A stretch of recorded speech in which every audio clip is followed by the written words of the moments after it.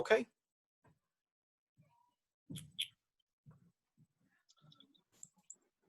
Hi, Nikki. Oh, I'm sorry. Go ahead, Ron. No, go ahead. Go ahead. Hi, Nikki. I was just going to say the same thing. Hi. Is it okay if I don't join via video? Oh, sure. Whatever you're comfortable with. Yeah. Okay, wonderful. Maybe we should join without video. I don't know if we're, all that attractive to the audience or not, but no, I'm just teasing. You know how it is. Yep. Well, thanks for joining us, Nikki. Yeah, of course. And we might have some other people popping in and out and all that stuff. And I will, I'll be monitoring that while Tony is doing his thing. So. Great. Awesome. Do you want to wait another couple minutes, Ron, or? No, I think we can go ahead and get started. Okay. And yeah, I'll monitor everything else. So. Okay, sounds good. So Nikki, we're gonna go through the financial aid process. I am going to share my screen here. So hopefully you see a presentation title slide in front of you. Okay, great. So, and anytime you have questions, feel free to hop in. We'll certainly leave time at the end, but if you have something that you want to ask, this is very informal. So just jump in anytime you have a question. So we're going to talk about the application process, the cost of the program, and then what your financial aid options are, and kind of how to situate your financial aid and your loans and things like that to pay for the program. So. And Tony, if I could interrupt you real quick. Sorry, Nikki. I just wanted to real quick do some introductions. My name is Ron Mickler. I'm the Executive Director of the MBA program at Ashland University. And again, thank you for joining us, and I'll let Tony introduce himself as well. So. Thanks, Ron. Yeah, my name is Tony Leprotti. I'm an Associate Director in the Financial Aid Office, primarily over graduate programs and loans, and a couple of other things. So I've been at the university just over 10 years in financial aid, much longer than that. So here to help you. Nice to meet you all. Oh, thank you very much. Nice to meet you too. So the application process is all online, and we have one kind of web page to take you through everything. And you can see the short URL here. It's ashland.edu/graduate/financial-aid. And I'm actually going to jump over to that site now. So this is our web page. There's some obviously explanation text here. You do have a loan repayment estimator. All of our counselors and contact information are listed over here on the right. Our counselors are divided by alphabet. So actually I would be your counselor, Nikki. So all my contact information's here, and obviously feel free to email or call with any questions you have. We are, at least for right now, working mostly remote due to COVID, but we have our phone extensions are up and running. We have access to those from home, so we are still available 8 to 4 on weekdays, basically, and a little bit outside those hours sometimes. But so the main thing that you're going to look at here is the how to apply. And we have 5 steps under this. The first is to be accepted by your program. The second, which is unique to Ashland, is we have an institutional financial aid application. And what we're primarily looking for there is what semesters you're going to attend, how many hours you're going to take, and how much loan you want to request. So we have, for you, the 2 that would be applicable would be the 2020 summer financial aid application. And maybe not 2020 summer, but I just wanted to point out, we do have a separate summer application. So for example, if you start in the fall, presumably you might be finishing next summer, you would have to apply with that summer application for financial aid. Okay. And then we have a fall spring application, and those 2 are combined. So if I plan, sorry for interrupting. If I plan to start in fall of this year, I would still do the 2020 summer one. You would not need to do 2020 summer then. So you would do the 2021 fall spring. Okay. And then for 21 summer, normally we make those available around February 1st. of that year. Okay. So around February of 2021, you would want to be looking out for that. And we do send emails and reminders to all students who were enrolled in the fall and or spring. So so you will also get another reminder. You don't have to remember that from today, but just wanted to point out that process. Like I said, this is unique to AU. So some students do get just a little bit caught up on that, maybe miss an application or something like that. So just the rhythm of the fall, spring, and the summer application. Okay, great. Those are online, so you just fill them out completely online, click submit. They come to our office. Once we have everything for you, complete FAFSA, a completed AU application, we allow 1 to 2 weeks for processing. During most times of the year, we're closer to that 1 week, but we do allow 2 just in case for peak times and things like that. So that would be your first step, would be to fill out the Ashland application. The second is a FAFSA. So you may be familiar with that from undergrad work. Yep. Need to complete one every year. For you guys, it's really more of just an exercise. There's no need-based aid necessarily, but anytime you're borrowing federal direct loans, you do need to complete one. Of course. In your case, you would most likely only need to complete the 2021 FAFSA. So FAFSAs are good for 3 terms. So for fall, spring, and summer, we can process all of your loans on that one FAFSA. Okay. And we'll talk a little bit more about how we parse that out later. But and then the last 2 steps, most graduate students have already done: the master promissory note and entrance counseling. MPNs are good for 10 years. Entrance counseling is just a one-time kind of lifetime thing. So normally those are in hand, but if not, if you've been away from school for 10 years or you didn't borrow federal direct loans for your undergrad, you would need to complete these 2, but most students don't. Okay. And we do also, we do our best to communicate. So, if we get, for example, an Ashland application, but no FAFSA, typically we'll shoot you an email and say, hey, we have this application, but we see you haven't done your FAFSA, or, we don't have an MPN on file and things like that. So we do try to communicate with you throughout the process, but obviously the more proactive, you are through it, the smoother it goes. Okay. I do want to point out, it's a little bit out of order, but additional loan resources. So in addition to the standard federal direct loans, there are also other resources here that you may need to tap into, particularly to pay for certain terms. But we will talk about that more, but just wanted to point out that was here. Okay.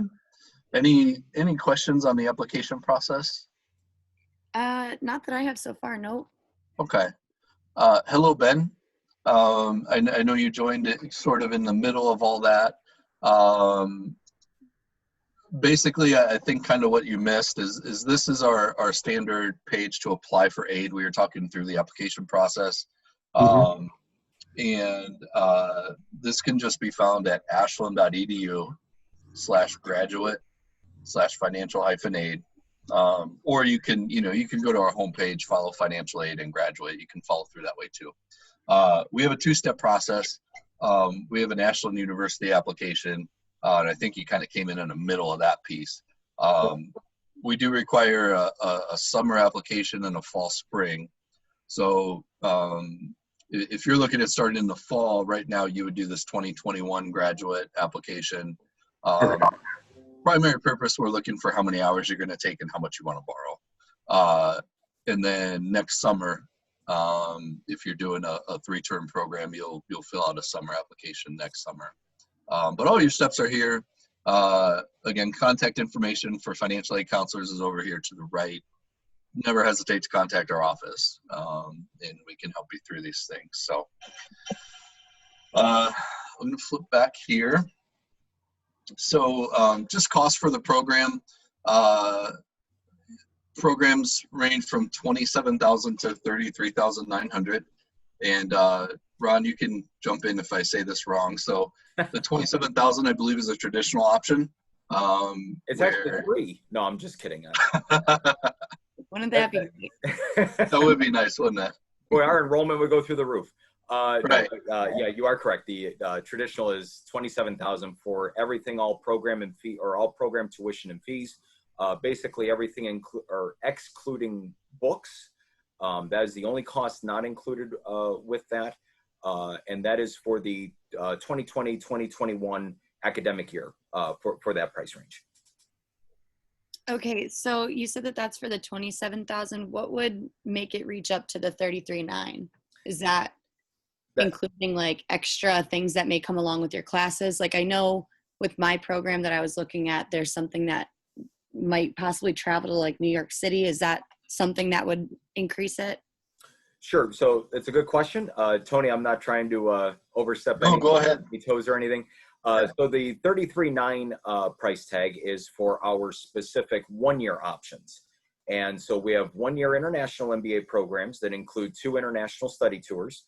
The cost of those study tours are included with the tuition, as are breakfast and lunch on the weekend format of classes in our Cleveland or Columbus MBA centers.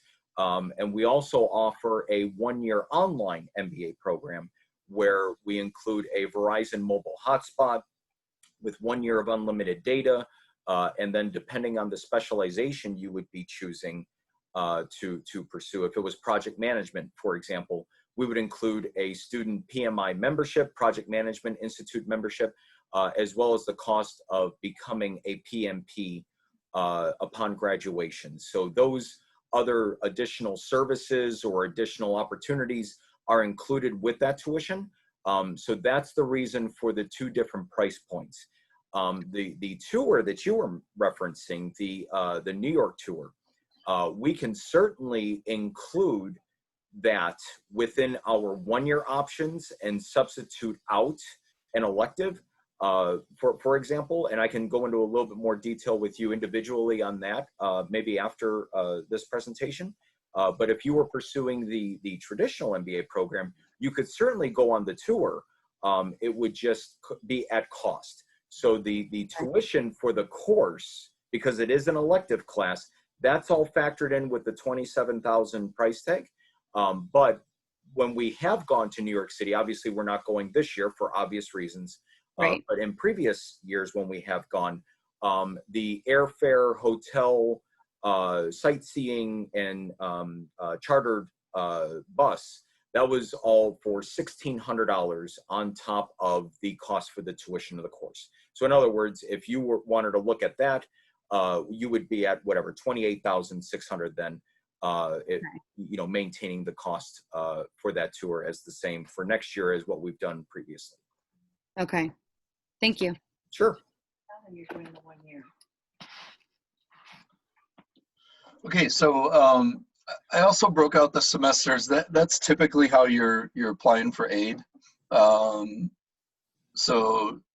Normally, and Ron, correct me if I'm wrong, in a lot of cases there are 2 12-hour sessions and one 6-hour semester. So I kind of wanted to point out the cost for that, and I apologize on the 6-hour for the extra $sign. But for the 12-hour semesters, it's $10,800 to $13,560, and then again, as Ron mentioned, that can vary with different options and things like that. But one point to keep in mind as we go through financial aid options, the standard federal direct loans, typically the maximum you can be eligible for is $10,250 a semester.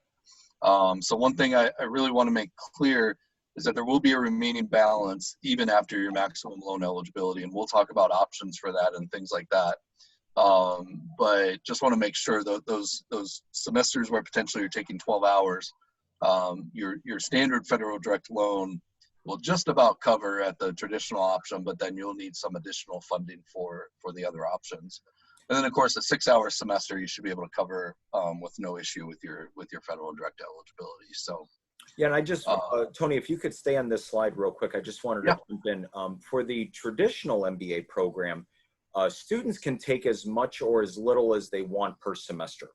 So what Tony was just giving out here in terms of an example would be like an average range. So for the $10,800 and or the $5,400 ranges, that would be it for someone who would really just want to come in, hammer out the program in a year, maybe without paying that $33,900 because they weren't interested in going on 2 international tours, or they didn't want a 1-year online, or whatever the case or the situation is. So if you break this down on a cost per class even, or even we could even break it down to a cost per credit hour. But for a cost per class for the traditional program, it's really $2,700. And there are 10 classes involved in our MBA program, totaling 30 semester hours. So if you want to look at this on a cost per hour basis, again, it'd be $900 per credit hour. And if you weren't looking for a math lesson today, apologies, but you got one. You joined a financial aid webinar. So and then for the for the 1-year MBA programs, now those are under a cohort model. And so we offer specific courses, specific sequences at specific times. Now, we understand life happens, and if anything should happen where you needed to take not as heavy of a load one semester and then come back and try and graduate still on time, that's fine. We can work with you. But normally, so I know you had mentioned in the beginning of the presentation, you were looking to start in the fall. So for example, anyone who would be looking to start in the fall in our August term, in our 1-year MBA options, they would, if they wanted to follow the sequence and graduate, really it's within 10 months, but if they wanted to graduate on time, they would do 12 hours in the fall, 12 hours in the spring, and then 6 hours in the summer. And that would add up to the 30 hours, the 10 classes, and then there would be your price points, again, for what is indicated on this slide. So, and again, I know this is a lot of information throwing at everyone all at one day. Again, just as Tony had mentioned earlier, always feel free to let me know as well if you have any questions or needed some clarity or wanted to talk more individually one-on-one. I'm happy to help you, as are all the members of my team. So, but I just wanted to kind of touch base on all those different price points and why the variances and all that stuff. Of course. Thank you. Yeah, thank you, Ron. Do either of you have any questions on that? I guess I just have, I'm going to be working full time while I'm completing the MBA program. I just have some questions. Is that like doable, do you think, if I were to do the accelerated 1-year online program, or do you think it's going to be like extremely overwhelming? Or like, have you had other students in the past express to you, you know, trying to get that completed while they have a full-time job and other things? I guess I'm just kind of looking at workload wise. Sure. So, Tony, I'll take this one if you want.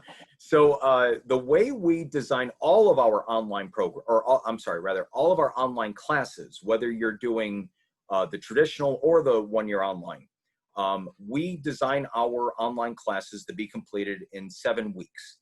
And so within a fall semester, there are, in essence, 2 7-week sessions, and we just call them session A and session B. Same for spring, same for summer. Right. And so what we do with the 1-year online program to allow students to move through really expeditiously in 1 year is we have the students take no more than 2 classes each 7-week session. So you would have you would be enrolled and doing 2 classes at any one time. Okay. And so from August to October, you'd have 2 classes. Then come October to December, you'd be done with the first 2. You'd have a new set of 2. There's your 12 hours. There's your 4 courses in the fall. Spring, same thing. You would have 2 in session A, 2 in session B. And then in summer, you would have 2 in session A. So you'd really be done by June if you started on August 31st with us. So it's really more or less a 10-month program. Awesome. Now, I would say 95% of our MBA population are students who are also working full-time. Okay. Most also have families, probably about 60% of that 95%. So, you know, it's definitely doable. It's going to take discipline. It's going to take time management and all that stuff. and it's going to take support from your friends, your family. You know, you are in a Master's of Business Administration program. I mean, there are going to be certain demands, and some classes are going to come easier to you than others, and others are going to take a lot more effort. It's just the nature of the beast. It's just like your undergrad program probably was. So the questions we get quite often are, well, how many hours would you recommend I devote per week, you know, to do this?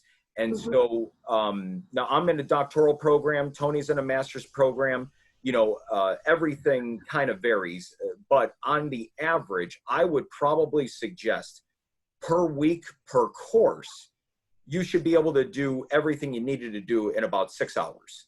And so if you're taking 2 courses every 7 weeks, you would need to devote around 12 hours a week, minimally, to trying to get everything done. But that's all your readings, your preparation for exams, your preparation for presentations, group projects, case studies, whatever the instructor or instructors are going to assign. So knowing that going in, now again, you know, some classes like marketing, you might need whatever, you know, 5 hours a week, but like accounting, you might need 9. So it might vary, or accounting you may be excelling at, and, you know, marketing, you might need the extra time. It just depends on your skills, your interests, and things of that nature. But I would say on average, those estimates should carry you through the entire program. Awesome. Thank you so much for the breakdown. Sure. Yeah, I think that answers all of my questions. Good, good. Great. So we're going to move on then to types of aid that are available, and just to familiarize yourself with those. So unfortunately, primarily you're working on loans. I should also mention, we do have payment plans that you can make payments throughout the semester. So there are some other options, but I just wanted to make sure that you were familiar with the financial aid options available. So the first would be a federal direct unsubsidized loan. You can see there the interest rate right now is 6.079%. And there is a 1.059 fee that the Department of Education takes from the loan before they send it to us. The interest rate is fixed, but it's determined each year. So this is the 1920 interest rate. We typically receive the rate for the coming year in July. It's based on the sale of a 10-year treasury bill. So the rate for you guys when you start in fall will be a little bit different. I have no idea if it'll be a little bit higher or a little lower. It caps at 8.25%, but we haven't seen it near that in quite some time. So if you do borrow for 2 academic years, you will potentially have loans with 2 different interest rates, but each rate will be fixed. I mentioned earlier the federal maximum is up to $20,500 per academic year. So that's about $10,250 per semester. That's gross. So you receive, you know, about 1% lower than that. So that's where it's important. If you are taking those 12 hours, you know, you're going to have about $10,100 from this particular program that's going to go towards your tuition for that term. And then, you know, over and above that, like I said, we'll talk about other loan options, their payment plans, and things like that. There is an aggregate limit for graduate students of $138,500. That does include your undergraduate borrowing.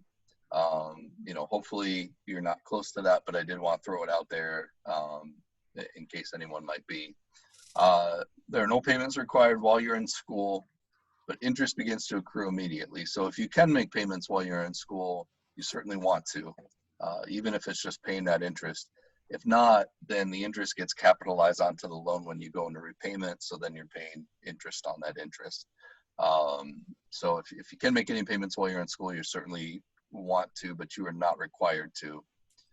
Also, well, if you have student loans currently, you may know that your payments are suspended, and also interest is suspended due to COVID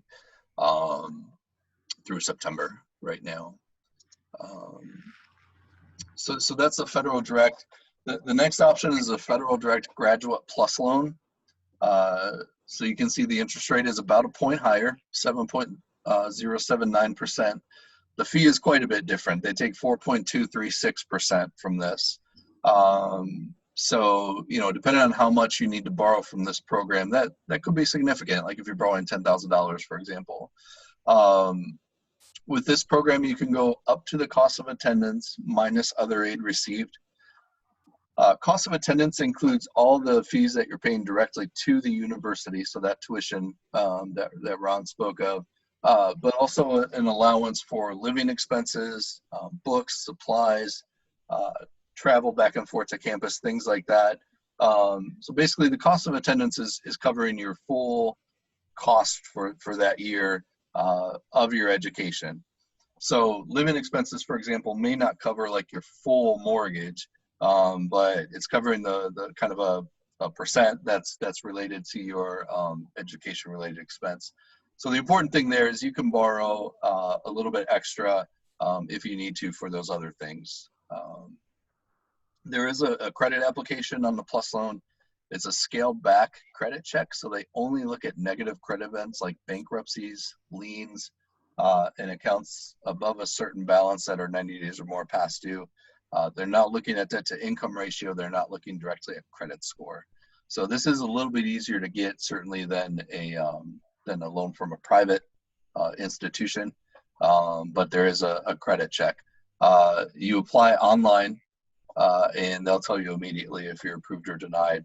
If you are denied, you can apply with a cosigner, but you know, hopefully you'll receive approval.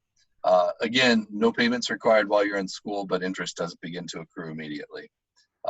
So you can go ahead and make payments on that. Any questions on those first two things? Not on my end. Okay. Tony, Great. if I could just add one other payment option, you know, in addition to the budget payment plan that the university has, we also, as an institution, Ashland University does accept any sort of corporate reimbursement, company reimbursement type of package you may have. So if your company is sponsoring you or giving a certain amount of money per whatever letter grade you would earn in a class, that would be another way to, you know, if they were only giving a max cap of $5,000 for the entire year, and as long as you don't have to owe them, you know, 10 years of service for every year you would take out if you weren't interested in that option, know that that would also be an opportunity for you to also trim away at the amount of a loan that you would be taking out overall for your MBA degree. Yep. Thank you, Ron. And obviously, we always encourage students to borrow as little as they need. That's part of the reason we do the institutional application, so that you can request an amount rather than us just awarding the maximum and then asking you to reduce it. Realizing that sometimes if folks have an amount or money in hand, they may be less likely to reduce. So we do always encourage you to borrow as little as you need. The third option is a private alternative education loan. So this is a loan from a private lender. The interest rate is going to vary based on the lender, based on the credit of the applicant. So the better the credit, the lower interest rate, because the lower the risk for the lender. And in this case, you also have some more flexibility. So you can choose a fixed or variable rate, for example, with most lenders. Obviously on variable rates, you want to watch ceilings, how high they can go. But, you know, depending on, I always tell families it depends on kind of their risk aversion of whether they want to go fixed or variable rate. But you do have that option. Variable rates are typically going to be a little lower right now. There are normally no fees on these loans. So as a, you know, for the Graduate Plus, you know, particularly if you have excellent credit, you might be able to get a lower interest rate plus save your fees on these. Again, you can go up to the cost of attendance minus other aid received.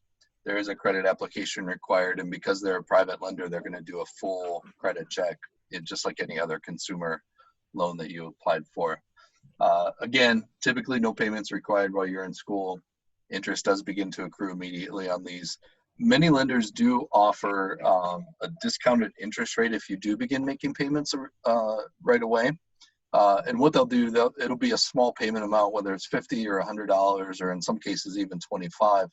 But the fact that they get you into the habit of repaying immediately, again, less risk to the lender than them going away for a year and a half or 2 years and then coming back and saying, hey, you owe us money. So that's certainly an option. And they all kind of offer all these options on their applications.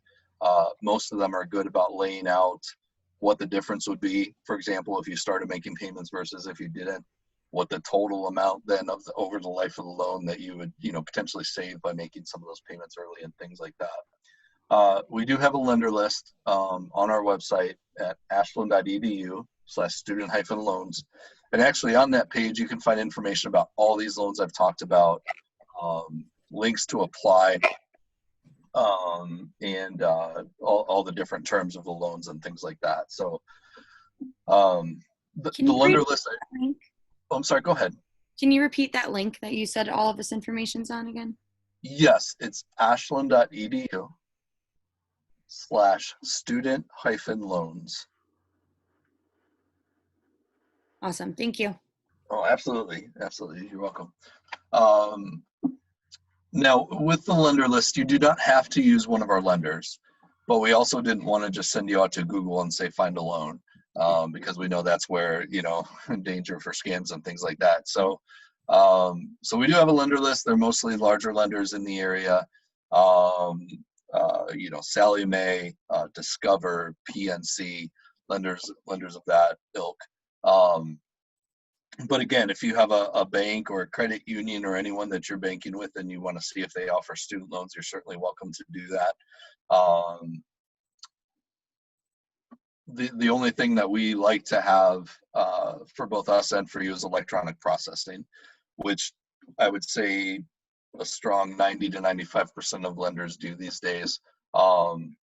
If not, it just becomes a paper process, and obviously that takes longer. It creates possibilities for things to get lost and things like that. But for the most part, you apply to the private lender. They will kind of take care of everything on their end, the credit approval, getting all the appropriate documents signed and things like that. And then they send us what's called a certification request, and that basically is just our opportunity to say, yes, Ben or Nikki is attending this session, and yes, they qualify for the amount that they requested under their cost of attendance. So that would be another option. That's really kind of all I have. It is, I think once we lay it out, I think it's a fairly simple process. However, I know if you're going through this for the first time, it can also be overwhelming even so. So this is a contact information to our graduate financial aid office.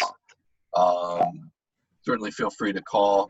And then again, as I mentioned, this information along with specific counselor information is available on our website also. So are there any other questions for Ron and I that we can answer for you? I think that's it. Yeah, not right now.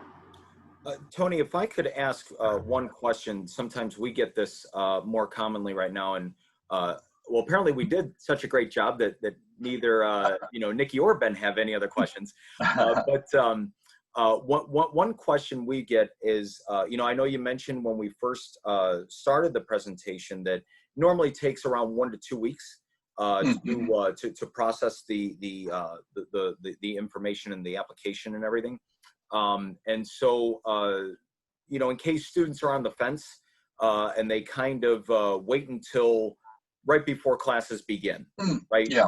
To submit the documents and all that stuff. I know I already know the answer to this question, but I just want to make sure that our audience is aware of the flexibility that we offer and the timeliness that we do get back to students and things of that nature. Obviously, if classes were to begin, or when classes begin on Saturday, August 29th for the 1-year international, or on Monday, August 31st for all the other programs, 1-year online, traditional, etc. Even though we would have a student or students registered by that time, so they're not missing out on any assignments or they're not, backed up on anything regarding the classes. How flexible are are we as an institution regarding any potential late fees or penalties imposed upon a student for not having their payment due on time by someone who's using graduate financial aid? Yeah, that's a great question. Thanks, Ron. So first of all, we do our best. You know, the 1 to 2 week turnaround is a standard, and we realize, especially with graduate students, you know, like Ron said earlier, life happens. Sometimes you don't make that decision until the last minute that you're gonna, you know, enroll. Obviously, we encourage students to make decisions early, but sometimes that's just not feasible. So, you know, we will work very hard in that last week to try to get, you know, loans in place, or, you know, giving a kind of initial idea of eligibility and amounts and things like that. So we do work very hard during that time, and we are understanding of that. As far as late fees and things like that, so Ashland doesn't really charge late fees per se across any of their programs that I'm aware of. What we do is, on an unpaid balance, each month we will charge 1.5% interest. Now, normally that's going to start about the second month of a term. So in Ron's example, you know, if you're starting and you're just taking some time to get your financial aid, you know, you send in your application a couple days before the Wednesday of that week, for example, before the Saturday start. We're normally going to have you done in plenty of time, you know, where you're not being charged interest. But that's really the only late fee type of consequence for not having your bill paid when you start, basically. The other thing is, we typically don't remove students from classes. What we normally do is you have to have your bill paid to register for a future term. And that does typically have to be a zero balance. So when you come to register for the spring term, for example, if you started in fall, if you do have a balance, you will need to deal with that at that time before you register for a future term. Thanks, Tony. I mean, again, I knew the answer to those questions, but I know that always comes up later on. So I just wanted to make sure that all of our prospects, not only those attending today, but even in the future, were aware that we're extremely flexible. We're not going to kick students out, and we will still have everything processed in on time, even if you know your application is delayed for whatever reason, you know, without penalty, really, to the students. So, any other questions? Thanks again, Tony, for putting this all together. This was extremely helpful. Are there any other questions that may have come up between Tony and I's final comments? I do not have any. I just want to say thank you guys for your time. I really appreciated it today, and it was definitely a helpful seminar. So thank you guys. Sure. Well, thank you all for attending. And again, always feel free to reach out to Tony or his team or myself and my team. We'll definitely be happy to help you out. Awesome. Thanks again, guys. All right. Thank you. Thank you both. Have a good day. Bye-bye. You as well. Bye-bye.